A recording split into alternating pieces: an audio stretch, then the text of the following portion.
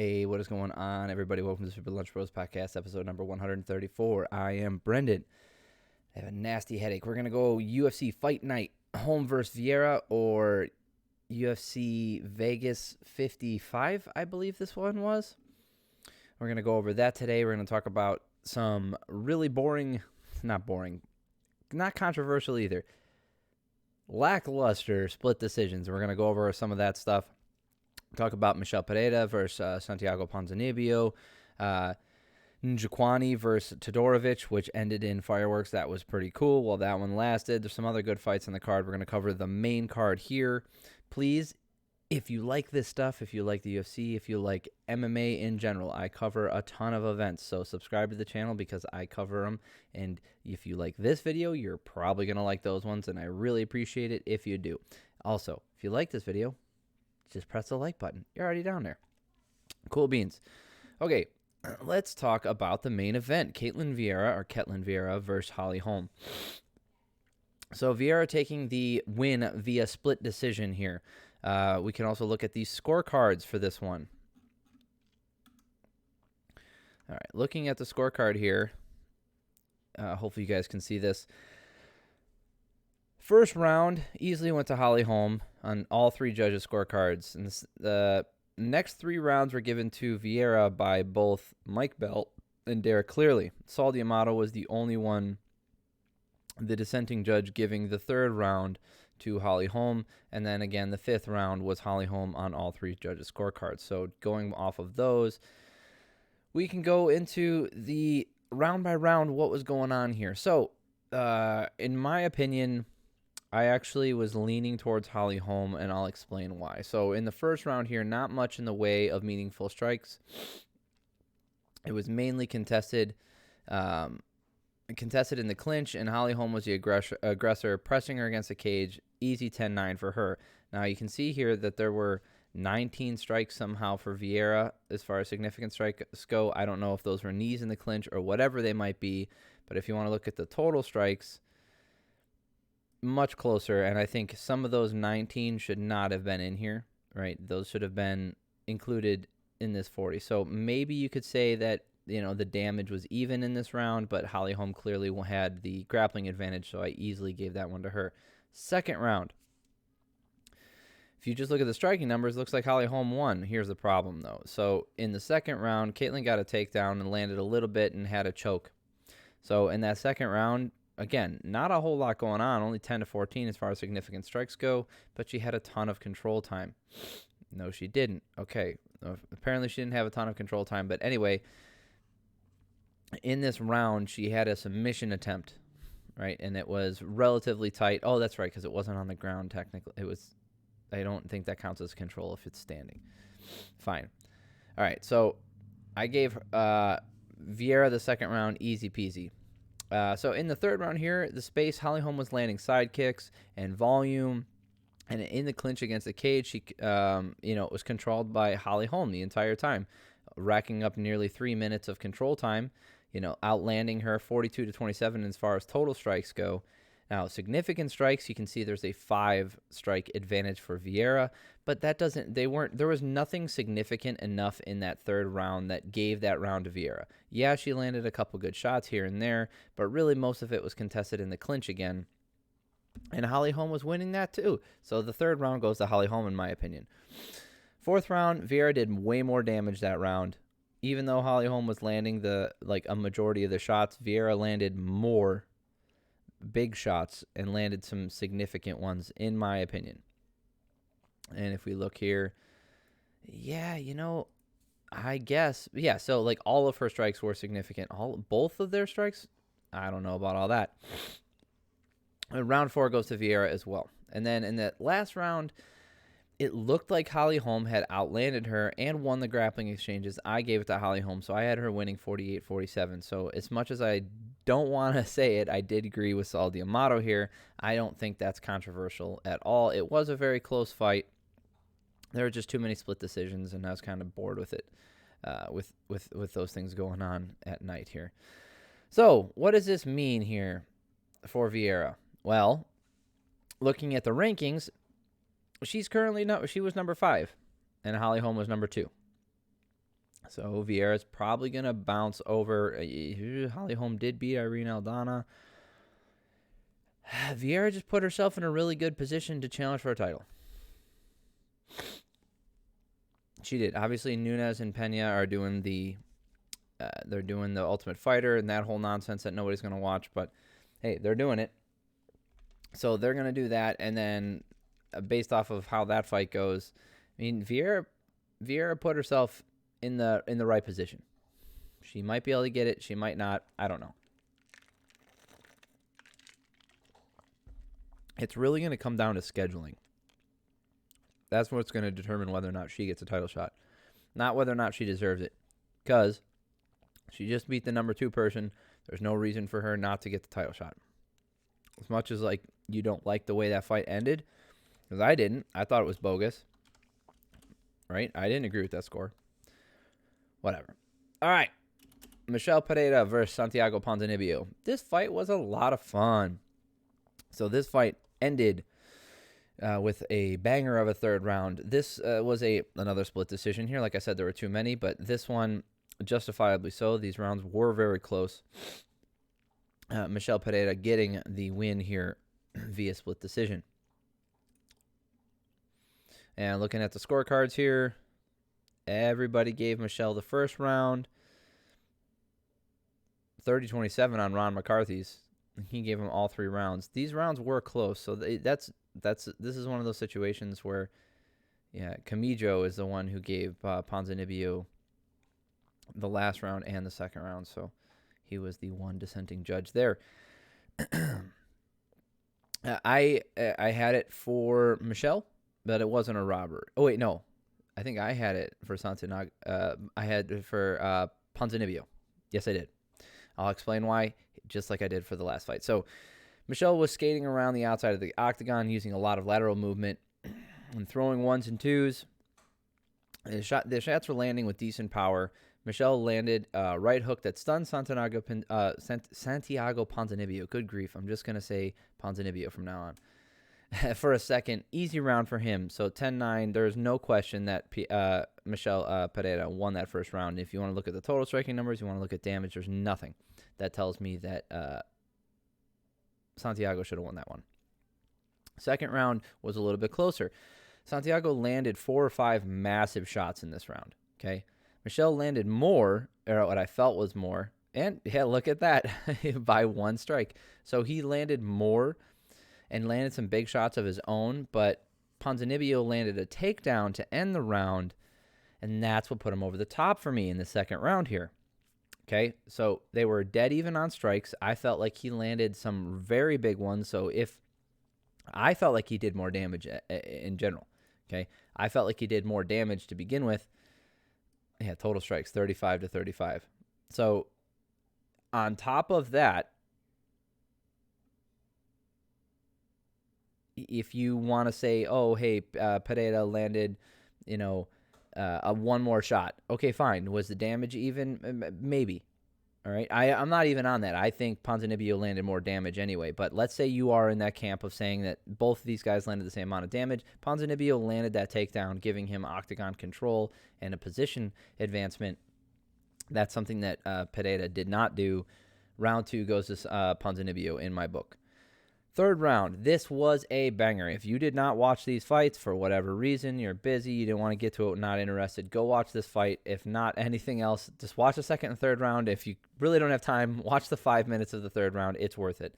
These guys just threw everything they had into that last round. Holy shit, was this such a good finish. What a fight. The effort, everything. You got to love it. I went to Santiago in that last round. He seemed to land the cleaner shots, but it was a very close fight overall. So here's the other thing. I felt like he landed the cleaner ones, and he outlanded him overall 55-51. You see the activity really picked up as this fight went on. So I gave that third round to Ponzinibbio. So it really comes down to how you score the second round. Now, this judge here, who gave this third round to Pereira? Ron McCarthy. You're out of your damn mind. I mean, I don't think he did not win all 3 rounds. That third round was definitely Ponzinibbio's. So it wasn't a robbery, right? Just like the main event wasn't a robbery, and it's unfortunate that this is how it ended, but, I had Ponzinibbio winning, and now he's lost 2 fights via split decision in a row, which sucks. You got freaking Michel Pereira finally getting a win over a ranked opponent. He should be bouncing in here. Like, he should be ranked next week. So I would put him at 15, Ponzinibbio out of the rankings, unfortunately, and Shavkat move him up to 14. Ponzinibbio has that split decision loss to Jeff Neal in his last fight. And and he has a flash knockout loss to Li Jingliang. But other than that, he hasn't really lost much in the past 5-6 years. So only losing to ranked opponents, barring this last one. And when he does lose, it's been in close fights in the past couple times, because it kind of sucks. Okay. Shavkat, I wouldn't pair Michel Pereira with Shavkat at this point, because you don't want to burn, in my experience, in my lack of experience, but my viewership and fandom, I never like it when they throw 2 budding contenders, 2 new fresh-faced prospects as far as when the rankings go. I don't like seeing them face them or pit them against each other until it's for a title eliminator, right? And even then, I would prefer if they didn't do it, unless, a situation might arise in which that's the best case scenario, and that's just what we have to do in order to get the division moving again. But from my perspective, it's never good to knock off 2 fresh faces in a division when you don't have to. There's plenty of fresh matchups in here for both of those guys, and that's the benefit of having, you even have this Kamzat. You have Kamzat, throwing his name into the ring, and he did it with Gilbert Burns in his last fight. Now he's ranked number 3. So you can throw Shavkat up here against somebody in the top 10. You can throw Michel Pereira against somebody in the top 10, maybe for sure in the top 15. And you've got 3 new fresh matchups for everybody in this division. Okay? Nobody up here has taken on Shavkat. No one in here has taken on Chimaev. No one in here has taken on Pereira. Okay? And a lot of these guys have already faced each other. And that's what I mean. We've got this fresh infusion of talent in this division. Let's use them. And instead of burning it by saying, oh, hey, let's face them off together because they're both in the same place around the same rank. Like, that's baloney and it's stupid. It just doesn't make sense. You're going to end up killing off a ton of matchups just to what? I don't know. Anyway. All right. Chidi and Njokuani versus Dusko Todorovic. Dusko, sorry. This guy, man, he knocked out Maki Pitolo, who ended up going to fight for Eagle FC. Dude, Dusko he just doesn't have it. I thought I was wrong. When I first saw him in the UFC, I thought he was very good. I thought the way he moved around, how fluid he was with everything. Like, he was winning this fight, too, until he wasn't. He was out-grappling him, doing great work, and then Njokuani caught him with a tight elbow with 12 seconds left in the fight, and that was the end of it. It's, Njokuani looks really good. He's another good prospect here. Todorovic, I think, needs to go back to the drawing board, and by that, I mean not in the UFC anymore. It sucks. I'm not really calling for someone's job here, because I think that's kind of not rude, but a little bit hasty, maybe. But I just don't think he has what it takes. I just don't. It's unfortunate, because I've seen him fight enough times now to see that he hasn't corrected those mistakes that he's making. And if you're not correcting those things now, how do you expect that you're going to take on a higher level talent in this division? I just don't think he has a future in the UFC, unless he could prove me wrong and make some crazy changes. But I've seen him fight enough times now. He looks exactly the same as he started. Tabatha Ricci versus Polyana Viana. All right. This fight was really weird to score. So the first round was, right? So the first round was really weird to score because a lot of damage. So yeah, Ricci ended up getting the decision. I actually had her winning all 3 rounds. I could be off, but we'll go over that in a second. So this one was weird to score because a lot of damage that Ricci did came from when Viana was on her back on the ground, and she was Ricci was kicking her in the butt, similar to how Usman did to Gilbert Burns, but it was for like 2.5 minutes. It was a very long period of time. And Ricci, I mean, she had 4 minutes of control time in this first round as well. Ricci kicking her in the butt like that, it's damage. Damage counts. It's good. And it's not a good look with Viana sitting on her back like that. So I gave Ricci the first round. Second round was very close. Again, Viana was landing good shots on the feet, but Ricci was landing more often, I felt. Apparently, I was wrong. So this second round is where, they went to Viana. So that's fine. I had it pretty close because I thought Ricci did a decent job in the second round as well. Obviously getting more control time, landing some takedowns, and doing some damage. But third round was more of the same thing. Long portions being contested with Viana on her back and Ricci throwing kicks. So again, this third round was very weird. I had her easily winning this fight. There's no controversy here, luckily, so that's good, and we can move on. It wasn't, you guys, if you didn't watch that one, there's no reason to go back and watch that one. All right, you guys ready for another split decision? Oh, man. Eryk Anders versus Junyong Park. This fight was fun, although not necessarily the most skilled fight, but that doesn't matter. Park ends up getting the split decision here. Let's see how they scored this one because I'm interested. All right, so Mike Bell had the first 2 rounds. He gave the first 2 rounds to Anders. Wow, this one's all over the place. Okay. Manis gave the first 2 rounds to Park, and then frickin' Saul D'Amato gave the last 2 rounds to Park. So if you guys, oh, sorry, I'm looking at this. Dang it, I'm sorry, guys. You can look at this yourself. So each judge saw this fight in a completely different manner, and they all came up with 29-28, but for very different reasons. Let's look at the stats, shall we? Okay, so in the first round, Anders' straight left hand was working and landing flush. Anders was handling most of the grappling duties. Damage was pretty close. To me, it looked like the better shots came from Eryk Anders. So 25-16 in favor of Park as far as total strikes go. I felt like the bigger ones were from Anders, and I felt like those did more damage. So that's why I gave him that first round. 10-9 going into the second. And then here's in the second round, I said this was a weird fight to score because nobody's landing flush, right? They're both landing shots.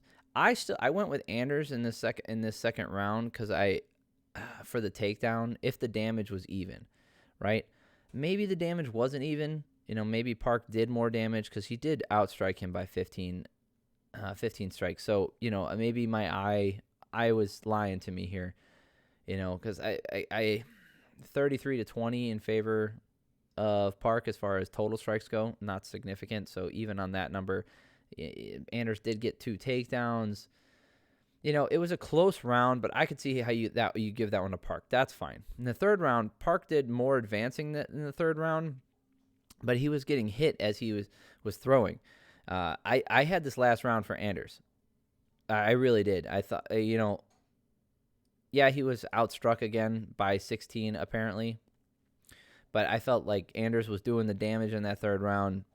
That, I don't look at these striking numbers and then take my notes. I take the notes live as I'm watching it because that's how the judge would have to see it. So from what I saw, I had Anders winning that fight. I gave him the first and the third round, and even though these striking numbers are all in favor of Park here, I mean, like I said, I even wrote here, I don't agree with the decision, but I don't think it was a robbery. None of these split decisions were robberies. It sucks that this is how it all ended up, but hey, it is what it is. All right. That is it for the main card. We are all done ski. All right. So I will be covering, if you want to know what happened, or if you want to hear my take on the prelims, that'll be in the next video. There was an Eagle FC card in the last video I put up, episode 133. I recommend going to check that one out and watching the fights. If you listen to my recaps, the way I would put it is, if you watch me or listen to me talk about the fights, you kind of get an idea of what's going to be exciting or worth your time to go back and watch. So if you're just coming to me for your recap, awesome. I appreciate you. I really do. Thank you for coming here. But the Eagle FC cards, I think they are getting a little bit better, and there were some fights on that card worth watching. So I do recommend going back. And if you made it this far, subscribe to the channel so you don't miss out on the next videos that I put up, because like I said, I cover pretty much every major organization at this point. I put up 2 or 3 videos a week, and I do this all the time. And if you made it this far, obviously you liked something about the video, just click the like button. Please. Please hit the like button. But it really means a lot to me. I appreciate y'all. And if you don't watch any of my other videos, that's also fine. I hope you guys have an amazing week. Love y'all.